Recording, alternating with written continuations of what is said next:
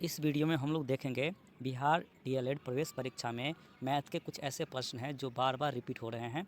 यदि आपने भी इस क्वेश्चन को नहीं देखा तो आपका भी नंबर कट सकता है। तो शुरू करते हैं क्वेश्चन को। क्वेश्चन है, मूल बिंदु से x, y की दूरी है। ये क्वेश्चन 2023 में और 25 में पूछा गया है। मूल बिंदु से x, y की दूरी है। सबसे पहले बात है मूल बिंदु।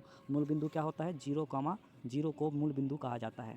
0, क्या कहा जाता है? मूल बिंदु। और मूल बिंदु से दूरी कहा जाएगा निकालने के लिए। ठीक है, दूरी के लिए फॉर्मूला होता है √x² + y²। याद रखें, इस चैप्टर से प्रत्येक साल क्वेश्चन पूछे जाते हैं। ये चैप्टर बहुत ही महत्वपूर्ण है। अगर आप चाहें तो कमेंट में लिख सकते हैं, तो मैं इस चैप्टर के प्रत्येक क्वेश्चन को मैं आपको सॉल्व करवा दूंगा, या जितने भी ऑब्जेक्टिव हैं सारे ऑब्जेक्टिव को मैं आपके सामने प्रस्तुत कर दूंगा, ताकि आपका जो एग्ज़ाम आने वाला हो वो उसमें किसी भी प्रकार का क्वेश्चन पूछे इस चैप्टर से संबंधित तो आप सॉल्व कर सकें। अगला क्वेश्चन है जो 2023 में और 25 में पूछा गया है। इसी चैप्टर का क्वेश्चन है। कहता है बिंदु ए 4,5 और बिंदु 6,5 को मिलाने वाला रेखाखंड के मध्य बिंदु है। सबसे पहले जब भी मध्य बिंदु पूछे, मध्य बिंदु का निर्देशांक पूछे, तो इसके लिए फॉर्मूला होता है x1 + x2/2, और y के लिए होता है y1 + y2/2। तो x1 कितना है? इसमें x1 है 4 प्लस x2 कितना है? इसमें 6/2, y1 कितना है? 5 प्लस y2 कितना है? 5/2। दोनों को जोड़ेंगे तो कितना होगा? 10/2। इसमें भी कितना होगा? 10/2। और काटते हैं तो 2 पंचे 10, 2 पंचे 10, यानी इसका क्या आ रहा है? 5,5। ऑप्शन नंबर बी इसका करेक्ट है। अगला क्वेश्चन देखते हैं। ये क्वेश्चन देखिए जो 2022 में, 23 में और 25 में पूछा गया है। क्वेश्चन है, से कम त्वरण से अधिक त्वरण के कटान बिंदु की भुज को हम क्या कहते हैं? जब से कम त्वरण और से अधिक त्वरण आपस में किसी एक बिंदु पर काटती है, उसके भुज को माध्यिका कहते हैं। जिस बिंदु पर कटता है दोनों, से कम त्वरण और से अधिक त्वरण, उस कटान बिंदु को हम क्या कहते हैं? भुज कहते हैं। भुज की माध्यिका कहते हैं। अगला क्वेश्चन है जो 2023 में और 25 में पूछा गया है। क्वेश्चन इस प्रकार है, बहुपद 9x² - 4 के शून्य निम्नलिखित में से कौन सा होगा? क्या है? 9x² - 4, इसके बराबर में हम 0 ले लेंगे। ये माइनस उससे आएगा तो किस में जाएगा? प्लस में। क्या होगा?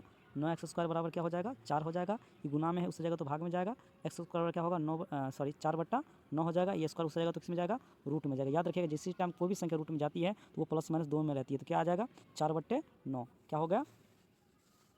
हो गया इसका x बराबर √ प्लस और माइनस दोनों 4/9। ऐसे 4 का वर्गमूल कितना होता है? जैसे ही रूट में गया तो प्लस माइनस दोनों में जाएगा। 4 का वर्गमूल 2 हो जाएगा, और 9 का वर्गमूल कितना हो जाएगा? 3। यानी कि इसका क्या होगा? माइनस एक बार प्लस में लिखेंगे, एक बार लिखेंगे माइनस में, -2/3, एक बार लिखेंगे प्लस में 2/3। किस में इसका आंसर? ऑप्शन नंबर ए इसका करेक्ट आंसर है। अगला क्वेश्चन देखते हैं। इस चैप्टर से या इस टॉपिक से तो हर एक साल क्वेश्चन पूछते हैं। जैसे 2022 में, 23 में, 24 में, 25 में इस टाइप के क्वेश्चन पूछे जाते हैं। 100% पूछा जाता है यहाँ से क्वेश्चन। इस क्वेश्चन को अच्छे से आप बना लें। क्वेश्चन कहता है प्रथम 20 विषम प्राकृतिक संख्या का योग ज्ञात करें।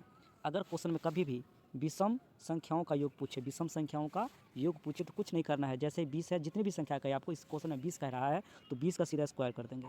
20 का सीधा स्क्वायर कर देंगे। स्क्वायर का मतलब होता है उसको 2 बार लिख देना। 20 को 20 से गुना करके लिख देना। जैसे 20 को 20 से गुना करके कितना हो जाएगा? 400। इसका राइट आंसर क्या होगा? Option number B. Next question देखिए ये क्वेश्चन 2022 में, 23 में, 24 में, 25 में इस टाइप के क्वेश्चन पूछे जाते हैं।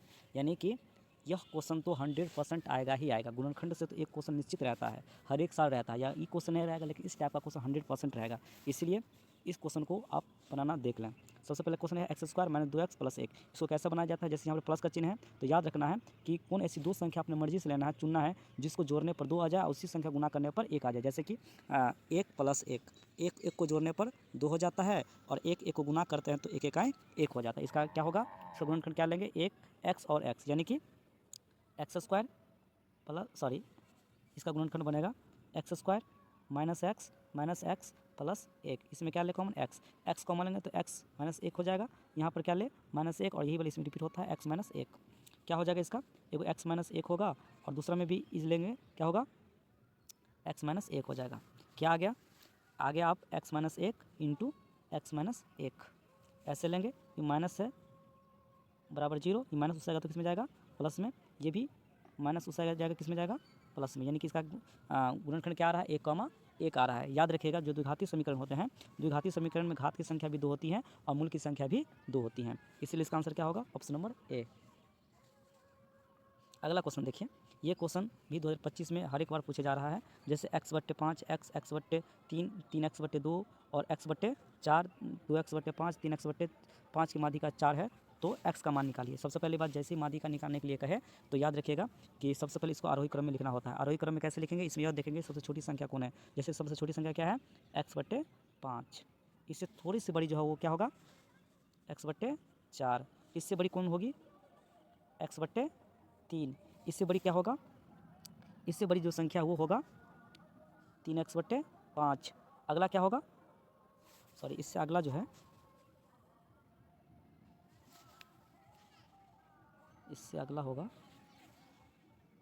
ठीक है, 3x/,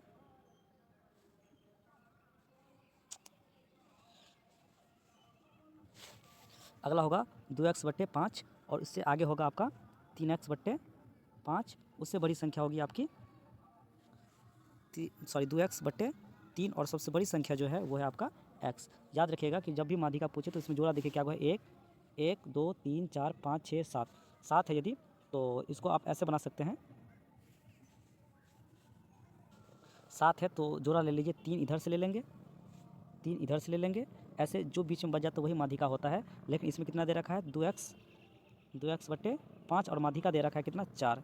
तो बट्टा तोड़ने के लिए क्या होता है, नीचे 1 कर लेते हैं, कोना कोनी गुना होता है, कैंची गुना करना पड़ता है तब जाकर बट्टा टूटता है। 2x 1 से गुना करें तो क्या होगा, 2x होगा, और 5 को 4 से गुना कर 5 का 20 हो जाएगा। ऐसे 2 का 2, 2 दाएँ के 20, x का मान कितना रहा है, 10, यानी कि x का वैल्यू कितना होना चाहिए, 10 होना चाहिए।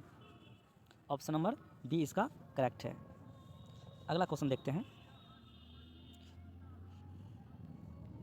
अगला क्वेश्चन है, √15 कैसी संख्या है, परिमेय संख्या है, अपरिमेय संख्या या प्राकृतिक संख्या। याद रखिएगा √15 जो अपरिमेय संख्या है। याद रखिएगा जब भी क्वेश्चन में रूट करके दे दे और पूछे कि ये कौन सी संख्या है तो उसका 100% आंसर जो है वो अपरिमेय संख्या ही होगा। और कभी कभी इस टाइप के क्वेश्चन आते हैं, जैसे कि दिखाते हैं आपको। अगर आपको ऐसे क्वेश्चन दे दे 3 + √2 कौन सी संख्या, तो लिखिएगा अपरिमेय संख्या है। क्या है, अपरिमेय संख्या है। जैसे अगर आपको ऐसे पूछ दे 7/√2 कैसी संख्या है, ये भी अपरिमेय संख्या है। आपसे पूछ दे 7√5 कैसी संख्या है, ये भी अपरिमेय संख्या है।